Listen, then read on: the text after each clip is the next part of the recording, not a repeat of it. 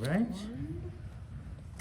I think we're ready to get started. I thank you all for your patience, and I thank you for being here. This is the first time I've had a chance to talk in public about this book, so I'm excited and nervous.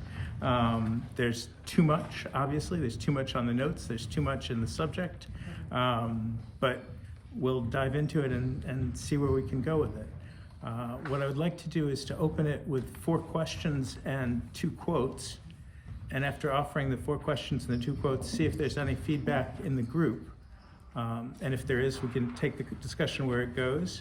And if not, I've got prepared notes and we can go back to prepared notes. The 4 questions.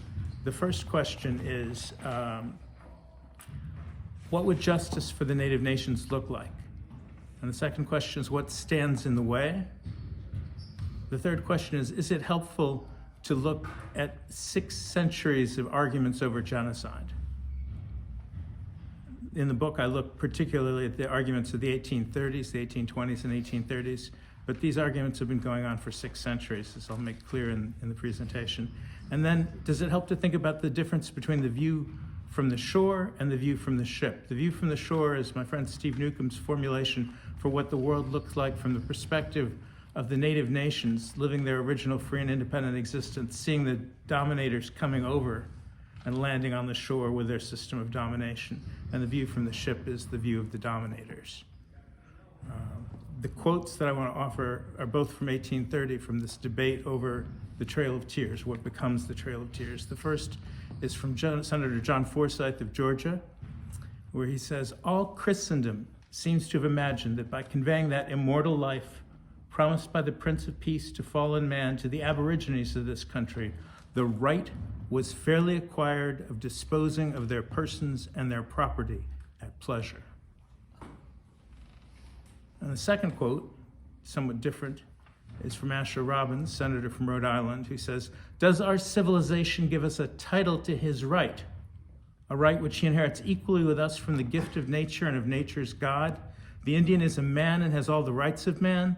The same God who made us made him and endowed him with the same rights, for of one blood hath he made all the men who dwell upon the earth."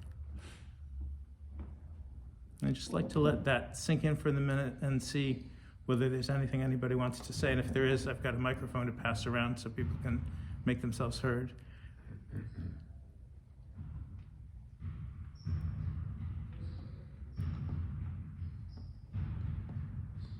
The right to dispose of their persons.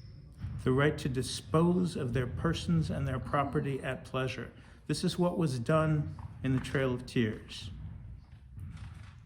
The United States took every nation east of the Mississippi, every native nation east of the Mississippi, and sought to drive them west over the Mississippi.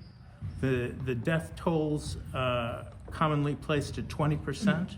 If you think about what that means in terms of proportional population death for the American people, if it were happened to the American people today, you're talking in the neighborhood of 60 million deaths. That's the scale of the genocide of the 1830s. What was the land used for, Steve? The land was used by let's talk about the Cherokee Nation, the focus of my book, used by the Cherokee Nation to grow 500,000 bushels of corn on 16,000 cultivated acres in 1835. And they grew, in addition, cotton for an international export market. The Cherokee Nation owned slaves. It emulated the surrounding white society, the surrounding white Georgian society. And there were 1,600 slaves in the Cherokee Nation by the year 1835. So these are the people doing the backbreaking labor of picking the cotton and gathering in for export cotton from the Cherokee Nation's land, because the land belonged to them, was guaranteed to them in perpetuity in treaties that they had with the United States. Their dominion over this land was guaranteed to them in treaties that they had over the United States.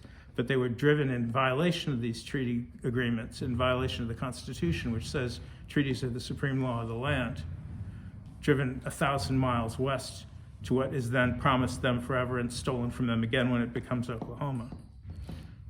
And this becomes, by 1850, about 20% of the total cotton export of the United States. The land that's stolen from the what were called the 5 civilized tribes in the southeastern part of what becomes the United States, but was initially, obviously, as everything in this continent was, native land. Other questions, other thoughts, or should we dive into a little bit more of this? You ask any historian where to start a story, and it matters enormously where you start the story. It shapes what people view. So I start the story fairly far back. I start the story in the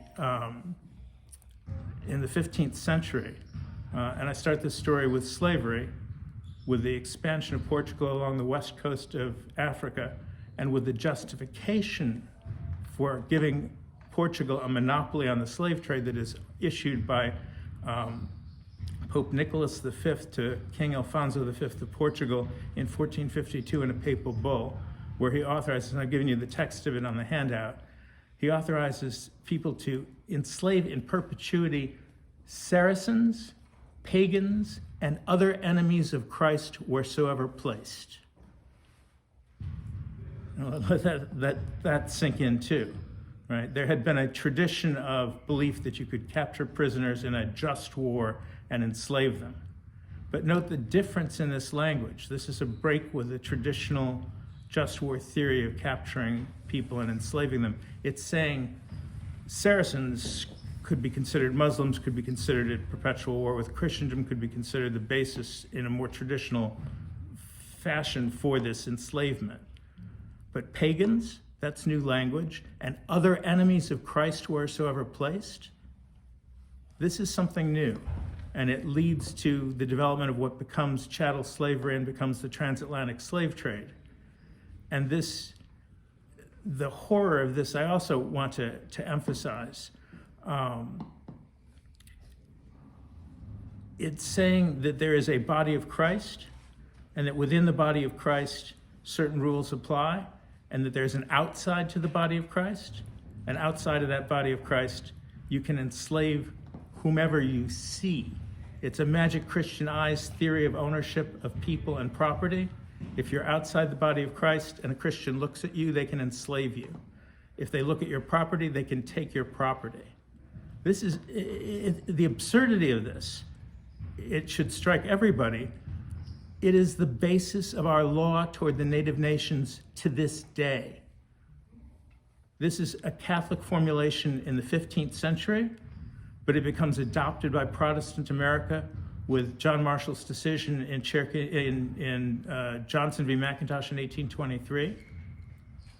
And it becomes secular America's vision of where our property ownership is as well to this day. So yes, slavery has been abolished with the 13th Amendment, at least in most circumstances.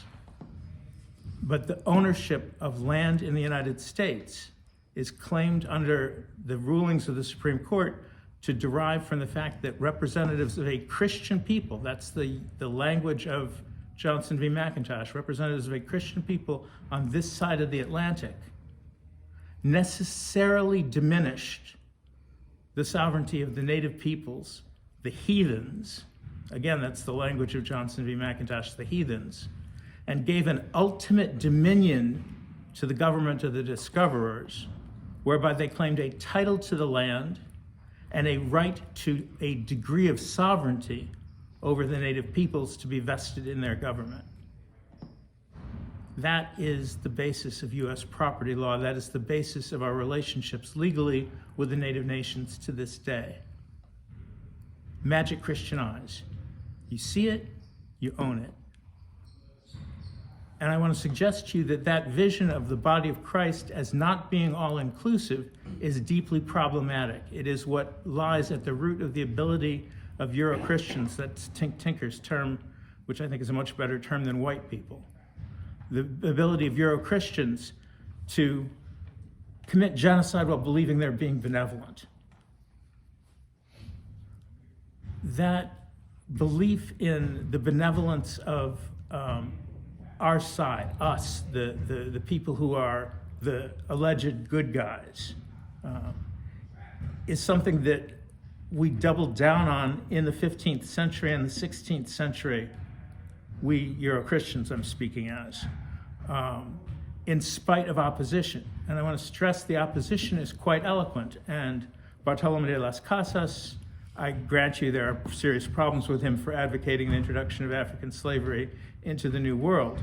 Still, by the end of his life, is saying that he's opposed to slavery, he's opposed to the slave trade, and he believes that the land that has been conquered from the native peoples should be returned to them, which is a more progressive position, I suspect, than 99.9% of Americans to this day. So Las Casas says this is in the heart of Charles V's empire, and he's accused of lèse-majesté and heresy for this. He says, war against the Indians, which we call in Spanish conquistas, is evil and essentially anti-Christian. War against the Indians is unlawful.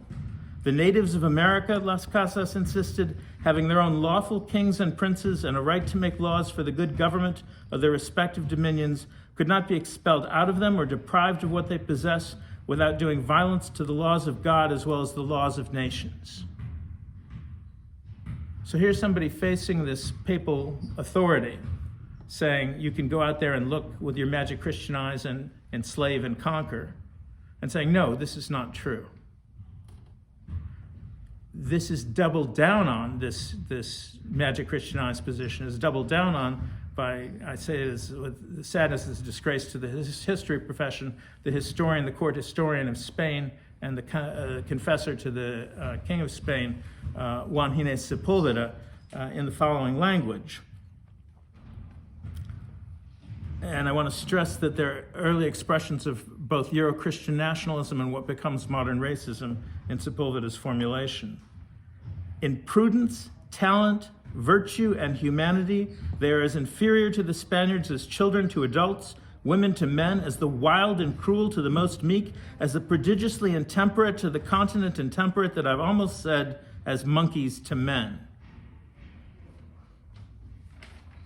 But what I want to emphasize for you is that what comes first is horrific violence, then criticism of that horrific violence, then modern racism and Euro-Christian nationalism as an effort to defend from the criticism, as an effort to justify the horrific violence. When we think about racism, we should always have in the back of our mind a sense of horrific violence. That is what it is rooted in. Before you get to questions of color, before you get to any of the theories of race, you get this horrific violence. And I want to stress that this is initially defended by Sepúlveda with reference to the gospel. All right. So this is Luke 14, 16 through 23, or this is part of that. This is a quote from Jesus. Then the master said to his servant, go out into the highways and hedges and compel them to come in, that my house may be filled. Now, I think those of us who see ourselves as Christians, and I've been baptized and see myself as a Christian, those who see ourselves as Christians must be horrified that the gospel could be used in this way, abused in this way. But I want to stress that this is the position that wins. This is the position that is embraced by the states. This is the position that is embraced by international law. This is the position that Christians can go out and conquer and enslave. It's not Las Casas' position that wins. It's Sepúlveda's. It's not Las Casas' position that is enshrined, according to the Supreme Court, in Johnson v. McIntosh as the law of the United States. It's Sepúlveda's position. Was this Luke passage for a wedding? Yes, so the story, the question is, isn't this a passage for a wedding? And indeed, the image is a wedding banquet, and the metaphor is, of course, God inviting initially the people of Israel to marriage and to become saved by the Messiah, and the claim of Christians that Jesus is the Messiah is the claim that these people who were initially invited don't show up, and so the master tells his servant to go out and invite others to come in, the lame and the maimed, and when there's still room for more, go out to the highways and hedges and compel them to come in. But this traditionally is not violence. This is traditionally persuasion. This is rhetoric. Isn't this hospitality? This is hospitality. What is hospitality? How does hospitality become enslavement? How does hospitality become justification for conquest? That is the central question that is underlying all of this discussion, because it seems absolutely incredible, right? And it seems incredible that our secularized versions of this are things that we're unaware of. So it's not just something that existed in the past, it's going on now. It is our relationship with the native nations now that is premised on exactly the same kind of ability to steal it. So if you look at the fight over what's called Oak Flat, this is sacred land to the Apache and other peoples. And John McCain puts a rider on the Midnight Authorization Bill, the National Defense Authorization Act in 2014. And he sells or swaps this land, which is worth north of $100 billion, for other land which is worth $7 million, right? Steals from the Apache Nation $100 billion because the land has copper under it, which is to be given to a copper mining company. The native peoples are not consulted. There's a treaty that promises that they're going to be treated, they're dictated treaties that exist after the Trail of Tears has broken treaties already, broken constitutional law already. They're dictated treaties. Even those dictated treaties are broken by the United States, as this treaty is broken in 2014. And this land is scheduled to be destroyed. It's utterly sacred land. It's vital to religious practices, to secular, so it's a projection to talk about religious practices. I would say, from what I know of native spirituality, everything is sacred. Everything. But there are religious ceremonies that take place at Oak Flat that will not be able to take place in the future because it's about to be destroyed. This is going on now.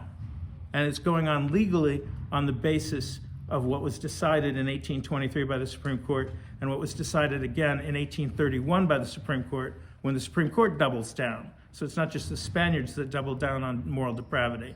It's the Supreme Court. The Supreme Court initially says, oh, you Cherokee Nation, you Choctaw Nation, you Chickasaw Nation, you Muskogee Nation, you have treaties that guarantee you perpetual friendship from the United States. You have treaties that guarantee you your dominion. But really all you have is a right of occupancy, because we saw this land, so we own this land.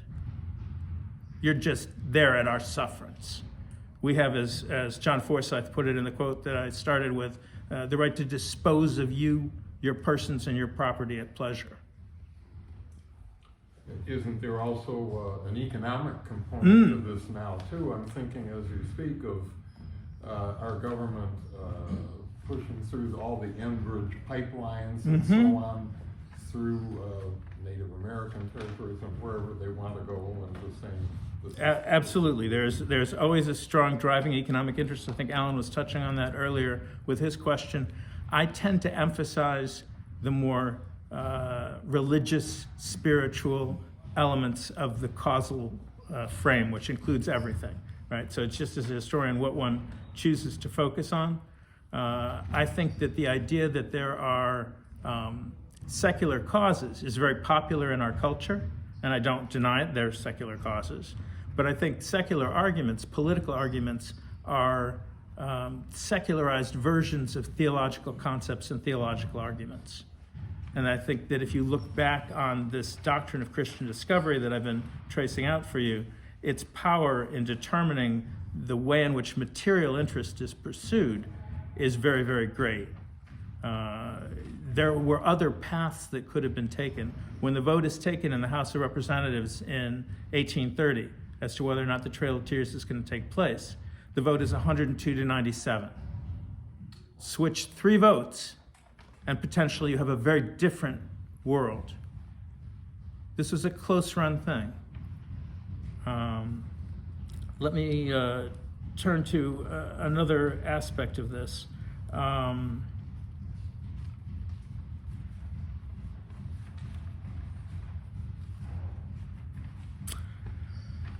So this is hard, because I was raised in admiration of the man I'm about to critique, and I still have a lot of admiration for him in spite of the critique. I view him something like Las Casas. And that's James Wilson, who my father introduced me to, and my father's in the room more than 30 years ago in a series of papers at the Chicago Literary Club, which are available online for those who are curious. James Wilson is, I think, the principal architect of the United States Constitution and the principal ideologue of or the principal author of the jurisprudence underlying the American Revolution and the American Constitution.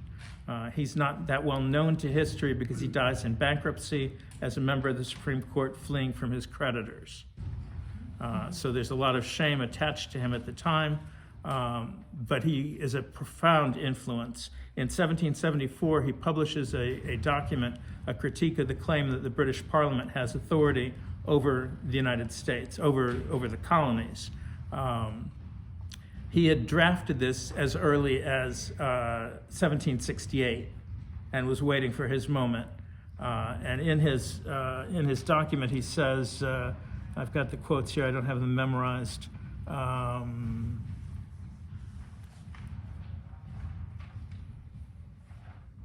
All men are by nature equal and free. No one has a right to any authority over another without his consent.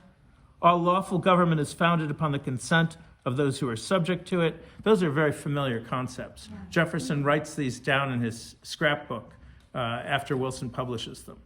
They have a resonance that is not to be attributed solely to Wilson. It comes out of the Enlightenment, and the Enlightenment in turn, I would suggest to you, comes out of contact with the native nations and with the freedom that the native nations have, and with their, the missionaries would come over in the 17th century, and they'd get into debates with the natives, and the native peoples would say things like, you've got so many beggars in Paris. This is a want of charity on your part. There are no beggars in our communities. No one goes hungry unless everyone goes hungry. And the missionaries would say things like, the authority of their chiefs extends to the tip of their tongue, for they are as powerful insofar as they are eloquent. And unless they please, they're not obeyed. There's a very different way of doing politics in the New World, which has profound influence on European thought. These missionary accounts from the 1600s become bestsellers in Europe. They're cited by Locke and Voltaire. There's a book by David Wengrow and David Graeber called The Dawn of Everything, which traces some of this evidence. But I want to give Wilson some credit. And I want to stress that Wilson says things like slavery is repugnant to the principles of natural law and is unauthorized by the common law. But I also want to criticize him, and I want to criticize that founding generation, which contained many people who were not only tepidly opposed to slavery, but many people who were violently and enthusiastically supportive of slavery. But I want to stress for you that the Declaration does not authorize slavery. Right? This is a quote I've put on the notes from Congressman James Hillhouse of Connecticut in 1796. He knew of no principle that made a difference between the natural rights of a white or black man. The first principle that is laid down in the rights of man is that all men are born free and equal. It does not say all white men. There was a debate over what equality meant from the very beginning, from the very founding of this country. And the critical moment in the convention, in my opinion, is when the issue comes up of whether or not the slave trade is going to be banned. Because the Virginians, including James Madison, are willing to support banning the slave trade. Virginia had a surplus of slaves on its market, and its prices would rise. There's a material causality for you if the slave trade were banned. Georgia was opposed to banning the slave trade. South Carolina was opposed to banning the slave trade. And the majority of the Constitutional Convention appeases Georgia and South Carolina. Literally, you go back through the debates in the records of the Constitutional Convention, and the decision is taken not to ban the slave trade because it might risk the membership of Georgia and South Carolina in the Union. Now, this was a poor calculation. I don't mean just a morally bankrupt calculation, but a poor calculation because Georgia had been picking a fight with the Creek Nation, with the Muskogee Nation, and they were desperate for aid, and they would have signed on the dotted line no matter what. And South Carolina had they been alone, would, I think, have signed, and if they hadn't, so much the better without them. But that's 20/20 hindsight. But I want to stress that there is this debate from the beginning of what the Constitution of the United States means, what the legal jurisprudence underlying that Constitution means. I see the American people as prior to the Constitution. The American people, in James Wilson's view, become independent under an international moral and legal order in which they're claiming rights the same as any other people, the same as the peoples of the native nations. And Wilson says the people of the native nations have never agreed to have us rule over them. We have no right over them, whether within the real or pretended limits of any colony. That's Wilson's position. The opposite side, obviously, is the side of states' rights. States' rights are the position under which slavery is justified. States' rights are the position under which magic Christian eyes can steal Indian land and commit genocide against native peoples. States' rights, where do states' rights come from? Right? Where is sovereignty coming from? According to the advocates of the states are sovereign. Where did they get this sovereignty? They didn't have the sovereignty of the British Constitution. States not sovereign under the British Constitution. Where does it come from? It comes from magic Christian eyes. It comes from these boundaries that are drawn, these boundaries that become the boundaries of states, that are initially the boundaries of colonies, that go back to charters from the king. And the claim is what? That because some Christians saw it, they own it, and therefore it exists. Therefore the king has it. Therefore it can be taken from the king. And it can be held by, inherited by a state. So if you view the United States as a collection of states that come into union, you've got one view of the Constitution. If you view the American people as acting under an international moral and legal order, that every other people has the same rights that we do, you have another view of the Constitution. These two views are in conflict, and they've been in conflict since the founding of the country, and they're still in conflict to this day.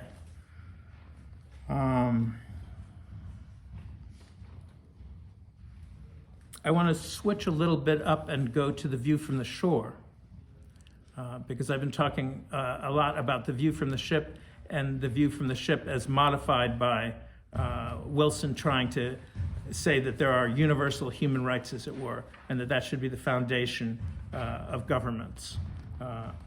Genesis 1:28, God blessed them, and God said to them, be fruitful and multiply and fill the earth and subdue it and have dominion over the fish of the sea and over the birds of the air and over every living thing that moves on the earth. And God reiterates this to Noah after the flood. This is George Manuel's comment on that. This is chief of the National Indian Brotherhood, known today as the Assembly of First Nations. Perhaps when men no longer try to have dominion over the fish of the sea and over the fowl of the air and over every living thing that creepeth on the earth, they will no longer try to have dominion over us. It will be much easier to be our brother's keeper then. Or as the basic call to consciousness has it, this comes out of the Haudenosaunee Nation, or the Six Nations, in 1977. 1977, 50 years ago. The way of life known as Western civilization is on a death path. The air is foul, the water's poisoned, the trees dying, the animals disappearing. We think even the systems of weather are changing. The people who are living on this planet need to break with the narrow concept of human liberation and begin to see liberation as something that needs to be extended to the whole of the natural world. What is needed is the liberation of all the things that support life, the air, the waters, the trees, all the things that support the sacred web of life. And I've talked a lot so far about the tensions between Christianity, even the Las Casas vision of it, or the secular James Wilson vision of it, if you will allow me to say that. There are parts that are more congruent. This is, again, from Luke 17. The kingdom of God is not coming with things that can be observed, nor will they say, look, here it is, there it is. For in fact, the kingdom of God is within you. Now, as I interpret that, what I would say is that everything that is is within each of us. We are each unique expressions of everything else in the universe. Every living thing is sacred. Every living thing is of God. In Christian terms, every living thing was made through him. You know, the Gospel of John, right? All things that were made through him. And in that unity, we each exist and live and move and have our being. I'll give it to you in less esoteric terms. A friend of mine, Jode Gaudi of the Yakama Nation, was talking with a Christian friend of his who said, I'm a child of God. Who are you? And he thought about it for a while and then replied, I'm of creation. And I think that answer, I don't mean to project this onto Jode, but I would say is a more Christian answer, a more loving answer, a more humble answer, a more accurate answer to that question than the answer, I'm a child of God. It shows our unity with everything else that exists, with everything that is alive in a universe that is alive, in a universe in which everything is sacred. This is a different way of looking at the world than the way of looking at the world that one finds in, if you will allow the formulation, even the best of the founding fathers. And I want to contrast that very sharply with what goes on in the 1830s and what has gone on since then, and then give you some quotes, some native voices in conclusion. This is John Forsyth again. If their separate existence as a tribe is destroyed by state legislative enactments, the control of the government of the United States, even over the commerce with them, is at an end. If their separate existence is destroyed, the definition of genocide in international law as it stands to this day is an effort to destroy in whole or in part a national, racial, ethnical, or religious group as such. It is that intention that makes for genocide. Andrew Jackson was expressly warned, if ineffectually, in September of 1831 by his Secretary of War, Lewis Cass, that without adequate preparations, great sufferings must be encountered upon the journey, and many will doubtless perish. And that becomes the basis of our law when the Supreme Court refuses to intervene in the situation, when it says, as John Marshall puts it, if it be true that the Cherokee Nation have rights, this is not the tribunal in which those rights are to be asserted. If it be true that wrongs have been inflicted and still greater are to be apprehended, this is not the tribunal which can redress the past or prevent the future. That's the conclusion of Cherokee Nation v. Georgia in 1831. That's his signature and the signature of the Supreme Court on genocide. And it is the basis of our law to this day. David? Could you, and maybe you'll get to this, share like how, like the Trail of Tears, what was the amount of people that were expelled? And, Okay. And then the other question related to Marshall is, well, then what authority would be would be like able to decide on this if the Supreme Court, that has jurisdiction, it cannot or does not? Excellent. So the answer is there were about 80,000 people who were extirpated from their homelands in the Trail of Tears, and about 20,000 perhaps died. The answer is to the authority.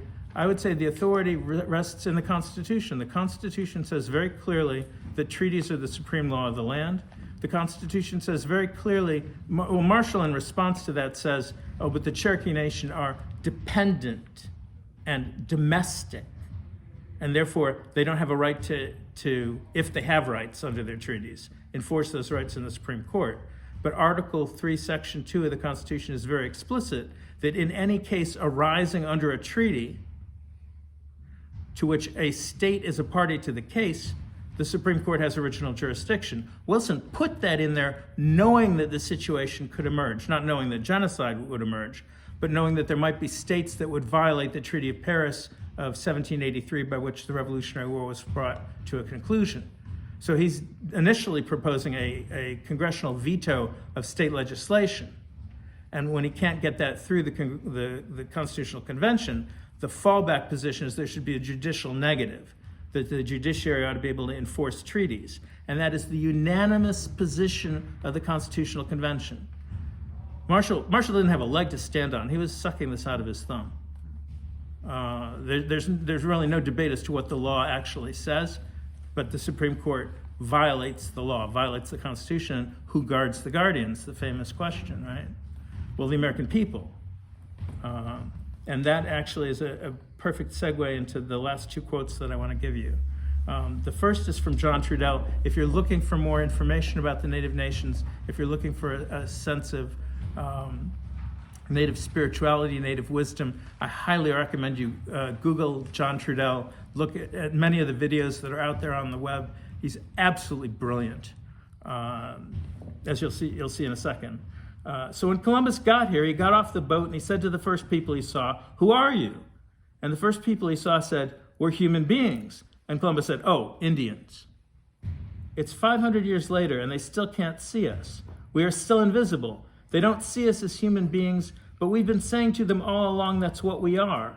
We're invisible to them because we're still the human beings. We're still the people, but they will never call us that. They taught us to call ourselves Indians. Now they're teaching us to call ourselves Native Americans. It's not who we are. We're the people.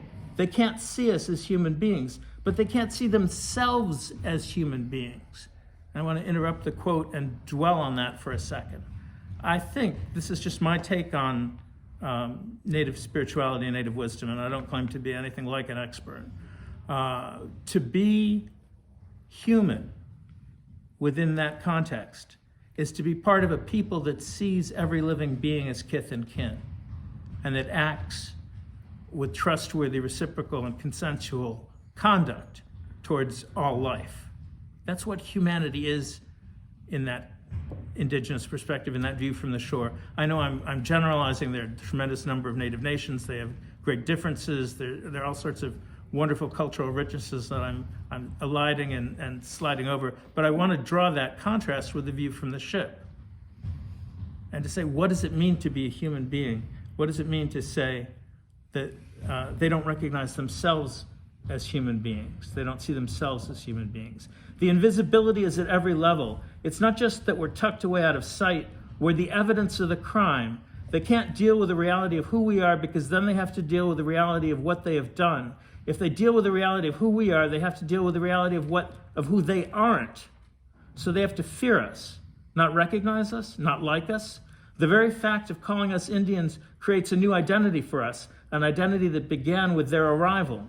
Changing identity, creating a new perceptual reality, is another form of genocide. It's like severing a spiritual umbilical cord that reaches into the ancestral past. The history of the Indians begins with the arrival of the Europeans. The history of the people begins with the beginning of the history of the people.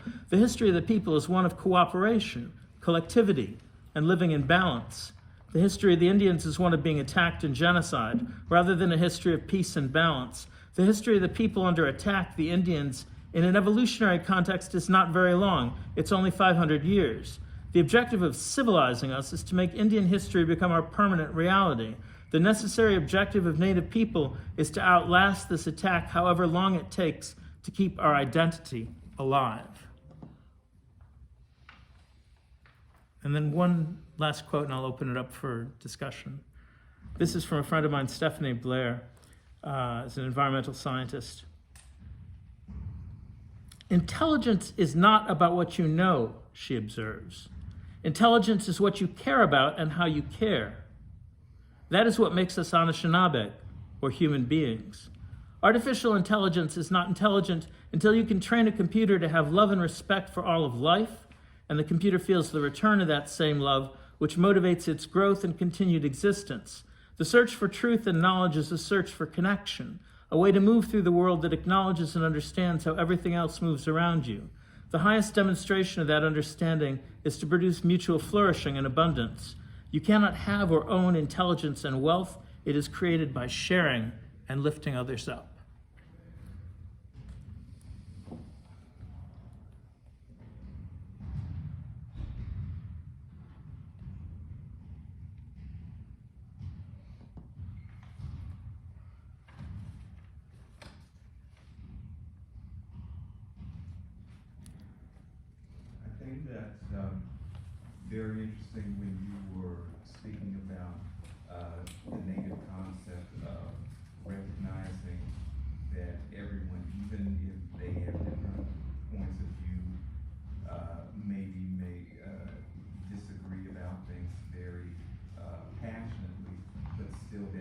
concept is still we are all part of one humanity. And extending even further into the concept of not only are we connected to each other as all humanity, but we are connected to all of nature and all of the earth. So we must take care and be good stewards towards that earth, which is a really native concept, which makes the whole Trail of Tears that you were mentioning earlier that much more painful, recognizing that several people were not only enduring that pain of being mistreated by the colonial folk coming in, but that they were losing their connection to that piece of earth that they considered home, and then being just shoveled, it, for the most part, into Oklahoma, where I was born and raised, which literally means land of the red man. So it's just that concept that you brought up, I thought was really interesting. Thank you, Lee. Yeah, I feel that too. This is going to sound a little crazy, but as I moved through the process of writing my book, I began to ask myself, what is the nature of my faith, and do I really believe in Genesis 1:28? And the answer is no, I don't. And it took me a while to think, am I really any better than a dog, a bear, an eagle, a plum tree? No. I have no claim to superiority over any living being. And I was curious when you were speaking about the magical Christian island, magic Christian island. Is that in some way connected, or the foundation of the whole manifest destiny concept, or are they the same, or did one precede the other? Yes, it's exactly the same, and the legal foundation of Manifest Destiny is Cherokee Nation v. Georgia. It's John Marshall saying, we don't have, if they have any rights, that's none of our business. Because once you say they have no rights in the law, de facto or de jure, you're saying you can go invade and conquer and take their land and do whatever you want to them, which is what Manifest Destiny is. So it's a covert version of Magic Christian Eyes. It's been partially secularized through the Supreme Court, right? And it gets secularized even more by Ruth Bader Ginsburg in 2005, when she says it's just discovery. It's no longer Christian discovery. It's just discovery. It's Europeans doing it, right? It's not the fact that they're Christian doesn't make any difference anymore, which is nonsense, because the foundation of this is a Christian dogma. And when I say it's a Christian dogma, I don't mean to say it's a dogma that I have any faith in, but it's a dogma that comes out of Christianity, comes out of Christendom, comes out of the Pope, gets authorized by the Pope, comes out of Sepulveda's arguments with Las Casas, gets adopted by John Marshall, gets made part of U.S. law, and yes, indeed, is the basis of Manifest Destiny, and is the basis of our property law to this day. So to circle back to what you're saying about the native peoples being torn from their ancestral lands, we are all torn from this land by a system that says you can fence off a little bit of property and dominate it and call it yours and do what you want with it and mine it and leave tailings everywhere and abuse it. It's not our grandmother. It's not the earth. It's property. And that is something that all of us as Euro-Christians or the successors of Euro-Christians inherit, is an alienation from who we really are.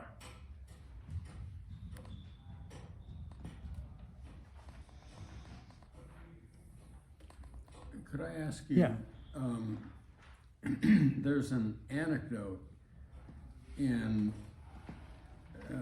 Ben Franklin's autobiography, and he's setting off on one of his journeys to Europe. And at the time, he's vegetarian. Mm-hmm. And he's on the ship, and they haul a fish out of the sea. And he notes that inside the fish is another fish. And he says, well, if the creatures can eat themselves, I don't need to have any compunction about eating flesh because it is nature. And so he gives up his vegetarian leanings. What's behind that is the idea of moral relativism. And I wonder if in the tortured reasoning that leads to John Marshall's decision and all of that is not the observation among the colonists, if you will, when they look at the various tribes, First Nations, they see them fighting amongst themselves and killing each other. And so if this tribe and that tribe do not hold as sacred their bond of humanity, so come the interlopers saying they don't have any respect for life, nor should we then need to respect theirs, and we can therefore abrogate their rights under our law. I think this comes to be a rationalization after extreme violence is deployed against the native peoples. By 1580, Montaigne is already saying, in relation to claims of human sacrifice as justifying violence, because Sepulveda says, no matter how many more of them we're killing, we should go in to save those innocents. And Montaigne says, what we do under color of religion in Europe is so much more violent than what they do. There's no comparison. So these Europeans are coming to the New World and they're seeing violence that they are projecting onto native peoples while they're slaughtering and killing. And the violence that's there before they arrive is much, much less. You would count coup, you would engage in conflict, yes, but not anything like the scale of Europe, and nothing like what was done by the Europeans to the native peoples. I mean, in California, there were bounties placed on native scalps.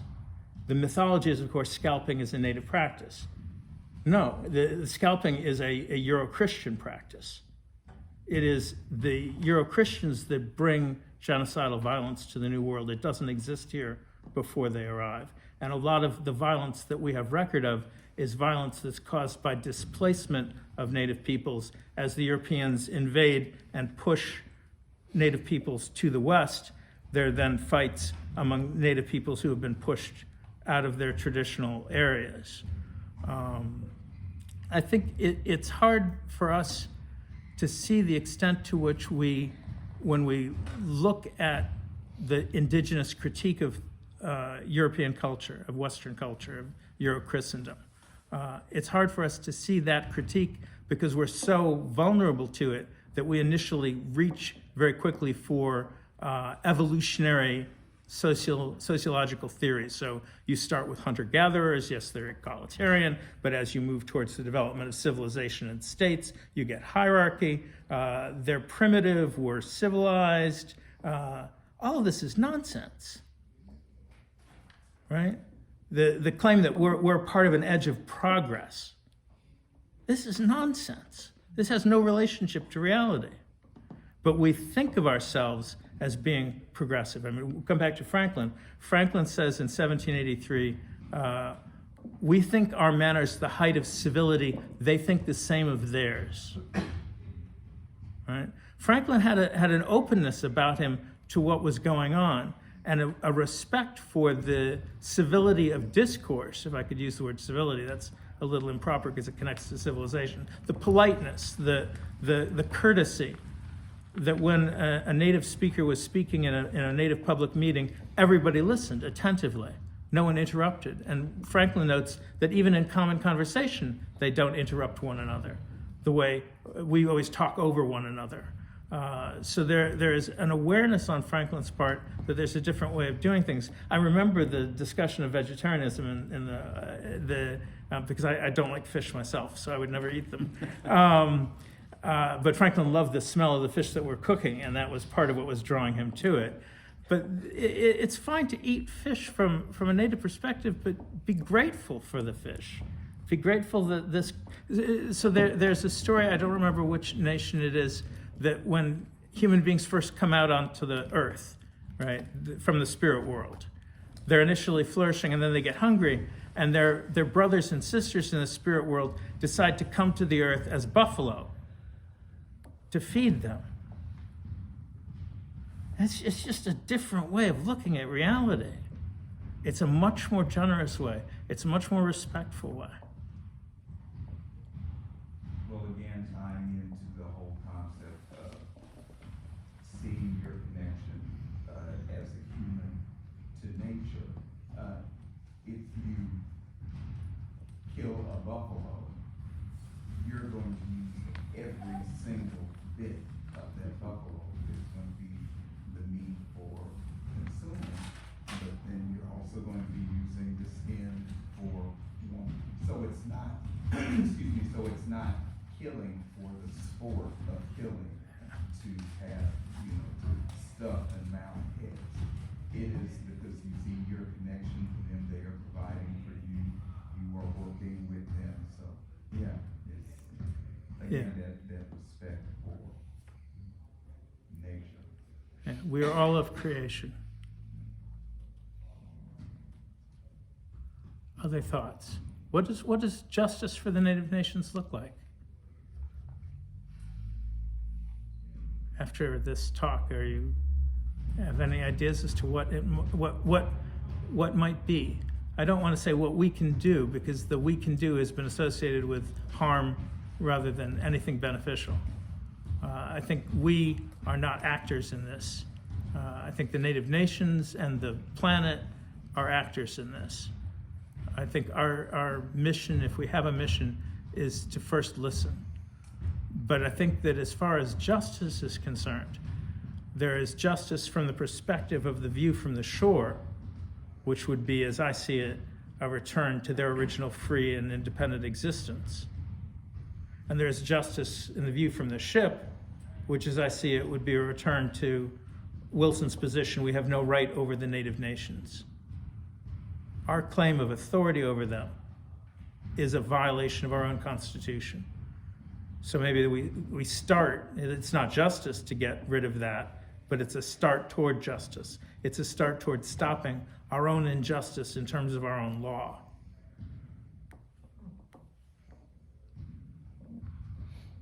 Can I add one thing to that? Because it just occurred to me that perhaps another answer to that is the call of consciousness. What is justice for the indigenous people? Well, air that's not foul, waters that aren't poisoned, trees that are not dying, and animals that are not disappearing, and weather patterns that are not changing. I think that would be. Yeah. I don't know if everybody heard that. That was a comment taken from the basic call to consciousness of 1977 that I quoted earlier, saying, if the animals are not dying, if the trees are not dying, if the water is not polluted, if the air is not polluted, if the climate patterns are not changing, that liberation for all is justice. Maybe that's a good note to end on. Well, this is where it comes back to what's happening in, let's call it Western Asia, but the olive trees being torn down and destroyed and people killed while they're harvesting olive trees, and olive trees are 400, 500, 600-year plants. They represent family generations who have worked with the same trees and nurtured the same trees for centuries. And the same sense of, it could be Trudeau's statement. Yeah. The necessary objective of the Palestinians is to outlast this attack, however long it takes to keep our identity alive. Yes, I feel that very keenly. I feel that what Israel is doing in Gaza is genocide. I think Hamas's attack of October 7th was a genocidal attack, but I don't think it justifies a genocidal response. That's And where I'm they'll coming take from. it right down into the Congo and. Into the where all Congo, these- into Ukraine, into so many all places these in this places world. where the minerals that source our lifestyle, 6 million people have died since '96 in Congo for our lifestyle. But this brings me to the question is this really a Christian theology problem? Or is theology abused for the sake of politics and economics? Mhm. I think in its original nature, Christian theology would not allow this. So if you read that, not with glasses on that would like to promote a certain political concept or a certain economic concept, I think that it is very easy to argument also from that point of view, that we represented from the Native Indians' point of view, point of view. From my perspective, I'm not an American, so I'm looking from the outside, but I'm European, and I mean, we are concerned with the colonial history for decades, and we see the effects up to now. We see the migration from those mistreated countries nowadays, these days, particularly in Central Europe. And still, we don't take responsibility. We don't at all. But we do that not because of Christian theology or maybe because we feel superior or whatever. We do that barely of political and economic reasons. But the 15th century, the church was such a political entity. And that's part of where Protestantism takes a turn, but keeps some of the concepts. So what's happening in Israel just makes it more, is Western idea, essentially. So it comes out of not the theology of Christ or anything, but the manifestations of power. If I can offer a little of my theology on this, I think that every people, in an indigenous sense of the word people, that is to say, a people that sees all living beings as our kith and kin, that recognizes that we have an obligation to act with trustworthy, consensual, and reciprocal conduct towards all. Every people has that sense of a whole and of being part of a whole. But peoples who are part of nations with states, their states are like their egos. And to the extent they identify with their egos, they alienate themselves from that awareness that every people has of the whole and of the goodness of the whole and of our obligations to the whole. So whether it comes from Christian theology or misplaced Christian theology or Christendom, or comes from a nationalism that originates, in my opinion, in this Christian theology, but becomes secular. I mean, what is nationalism? Nationalism is the belief that humanity is divided by nature into nations, that nations are known by certain characteristics that can be ascertained, and that the only legitimate form of government is national self-determination, is a nation having a state of its own. None of that is true, but all of that is widely believed in our world. And it's important because nations have a right not to be ruled over by other nations. Peoples have a right not to be ruled over by other nations.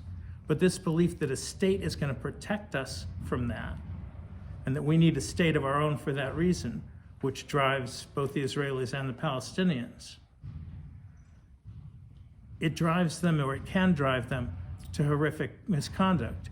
Euro-Christianity imposed domination on the rest of the planet, and nationalism emerged as an effort at emulation and self-defense against this Euro-Christian aggression. That's where nationalism comes from. Nationalism is an effort to play by European rules so that we can protect ourselves against these dominators.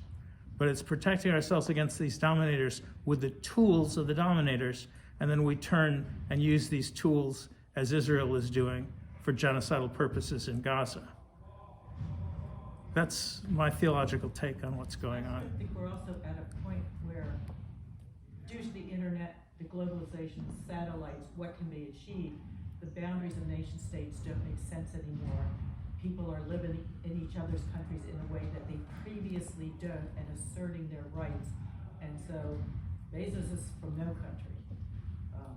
The top dogs are really from no country. They need no country to protect them, and our country doesn't protect us, it protects them. But also South Africa, I was surprised to learn, they got their apartheid system from looking at Native American, how North America treated Native Americans. That's where their divide came. And this was something that flooded into Jim Crow. Jim Crow. Right. It flows into Nazism. Right. The Jim Crow laws and Botha says it. Botha says it. He says it. yeah, He says it. There is no race before racism. that's right. You know, Racism is created by horrific violence. Yeah, that's, I think,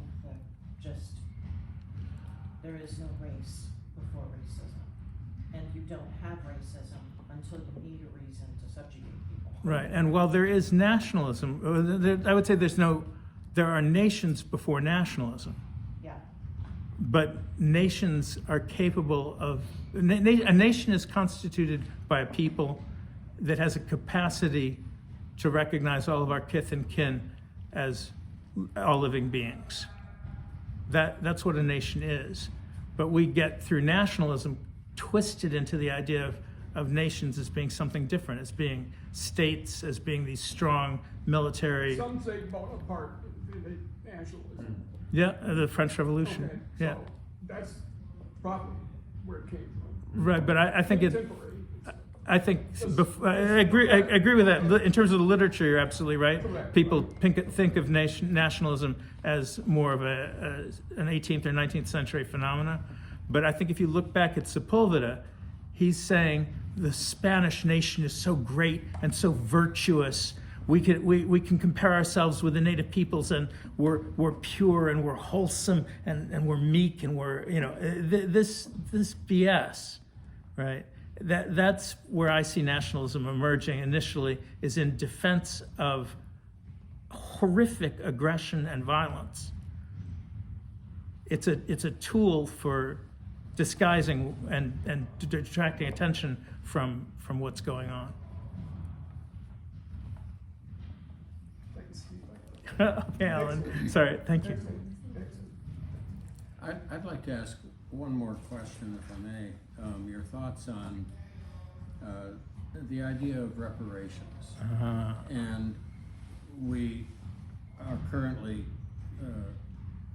engaged in a debate here. Ta-Nehisi Coates and others have made the argument that blacks in this country are entitled to compensation for their stolen labor.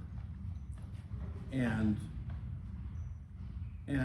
one could extend that argument and say, well, exactly what are the First Nations and the tribes entitled to in terms of what is stolen, has been stolen from them? And there's certainly a sound, I believe, economic and moral claim for those arguments, but we do not hear about reparations for the First Nations. Some of that is hidden under the guise of, well, the First Nations have their reservations and we have given them land on which they may do as they wish. And we have battles between the government, the Euro-Christian, Judeo-Christian government that we have, and the autonomy of the tribes in their own territories. However much those territories are a result of our redistricting and a malappropriation of property. So how do we reconcile an argument for reparations for blacks without raising an equally valid, I think, reparations for First Nations? And hidden in that is The minute you define it as them and us, you engage in the very kind of division and separation that is the source of the problem. Okay, so I would distinguish between civil rights issues and national rights issues. And I agree with reparations, and I agree with the claim of reparations on both sides. That is to say, both for African Americans and for Native Americans. I don't even say Native Americans, Native peoples. But I particularly want to stress the rights of peoples and the rights of nations, because these nations are nations, and they have national rights, including national rights in constitutional law, and we should start, I think, with respecting their national rights in constitutional law, which means recognizing that they do have autonomy, and they do have, indeed, sovereignty, and that sovereignty is not the specious claimed sovereignty that, government-to-government relations that the U.S. government pretends. It's the real thing. It is their ability to decide for themselves how they want to organize themselves, how they want to live, and we don't respect that at this point. You look at ICWA, the Indian Child Welfare Act, which was a big issue before the Supreme Court, right? And all sorts of liberals were saying this is a great thing that ICWA is upheld, and it's certainly better than it being destroyed. But what is ICWA? It is an effort to say states can steal Native children from their nations at will, provided that they take into consideration the interest of the child in having some connection with their nation. The children are the future of a nation. They belong to the nation. They are of the nation. The state has no right to do anything with any Native child. It has no claim on them. Not in their interest, not in the interest of the state, none at all. But we don't respect that right of the Native nations to their own future, their own futurity, their own children.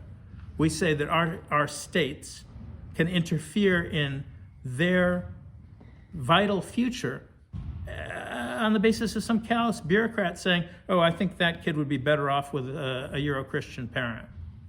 It's obscene. It's less obscene than saying the state doesn't have to take into consideration anything about that Native nation's affiliation to a child or the child's affiliation to a Native nation. It's a little bit of a something, but mostly it's an excuse. It's an excuse not to do the right thing, which is to recognize that these nations have the rights of full nations under our law, that we have treaties with them that we are not free to unilaterally alter. We are obliged to comply with our obligations under these treaties. We don't do any of that. We say we can change a treaty with a Native nation at will. Congress can, we say, the Supreme Court says that Congress can destroy any Native nation at will. Gorsuch, who's presented as this great hero of Native issues with McGirt versus Oklahoma,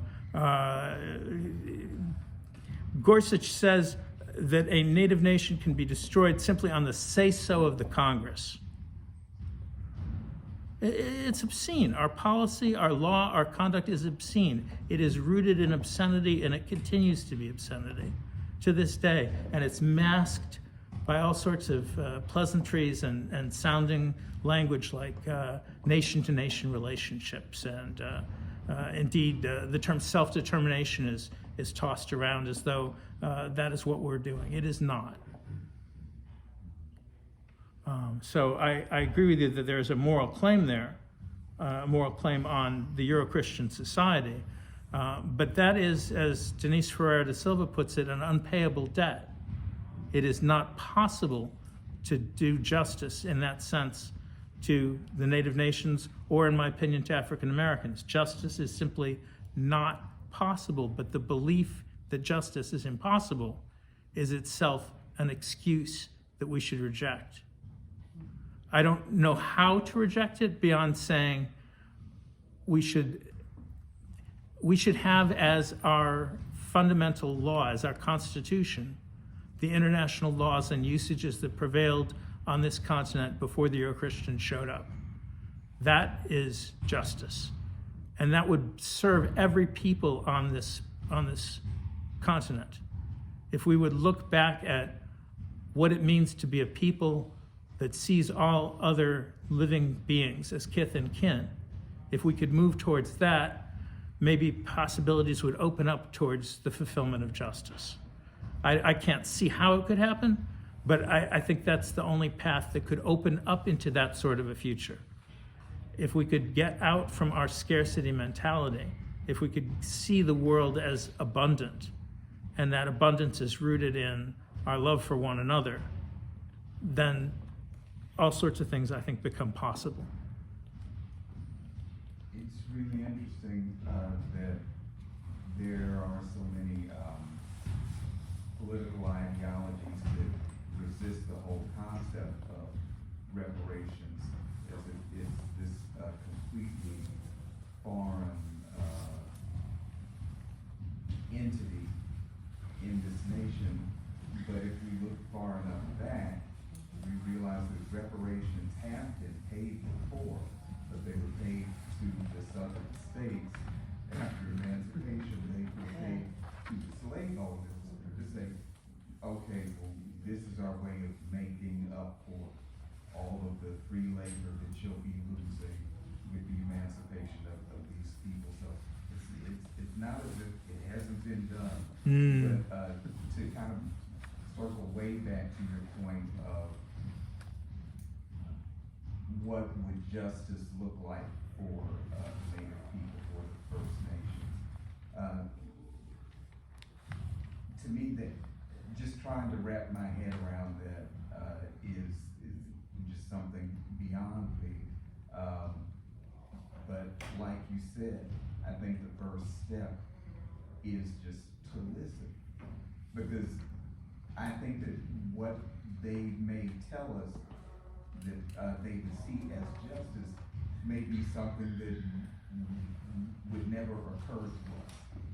But you have to take the time, and you have to have the desire to listen and to hear a point of view that may be diametrically opposed to what you think or what you believe, but you have to be willing to listen. And so far, as a nation, we haven't shown ourselves to really be interested in listening. Amen. That is so well said, Lee. I agree wholeheartedly with that. I would say, in addition to that, that the greatest beneficiary of reparations, in my opinion, would be the Euro-Christians who are giving reparations to African Americans and giving reparations to the Native nations, because it will open their closed hearts and their closed minds and maybe make them receptive to this idea of listening. I think the first step to getting away from the resistance that these ideologies that are opposed to reparations represent is to see how much benefit there is to reconnecting with who we really are. And that is a benefit to everybody, because we are all connected. So when we give to any one of us, we're giving to all of us. And that giving, as Stephanie said it in the quote that I concluded with, raises everybody up. Sounds like a theology of promoting love, not fear. Yes. Diminishing the fear. Stephen, how do we connect to who we really are if we keep perpetuating what Columbus did by naming who they are instead of letting them name themselves? How, I don't. I hear you. I think the original mistake was he asked, "Who are you?" We are humans, and then turned around and said, "Oh, Indians," and then it went on a downward spiral from there. Yeah. And we have perpetuated it, and we continue to do so with Russia, Ukraine, Yeah. Israel, Palestine, and so recognizing humanity in one another is what, for me, would be a starting point for a native. I hear that, and I think that touches on Lee's point of listening, because it means learning the names of every nation, because these nations are each nations that have their own names for themselves and have a right to name themselves. And we don't have a right to name them. Trudell says at one point, they changed our name and treat us the same with regard to going from Indians to Native Americans. Right. What you're talking about is something deeper. You're talking about seeing the humanity of everyone. Yeah. And their own rituals and practices and the way they see and understand the divine and God and themselves connected to one another and us, instead of projecting what we feel, because in doing that, we already start assuming that what I have is better than what you have. Yes. And it diminishes and dehumanizes. Yes. And so, from the very beginning, Yeah, I think that if you want to be a Christian, you have to be capable of seeing Christ in every living being, seeking to serve Christ in every living being, and seeking to learn who Christ is for every living being, not seeking to teach them, not assuming you know anything about anything, but being open to listening and learning and respecting and what you said. Okay, I think that's a good note to end on. Thank you all.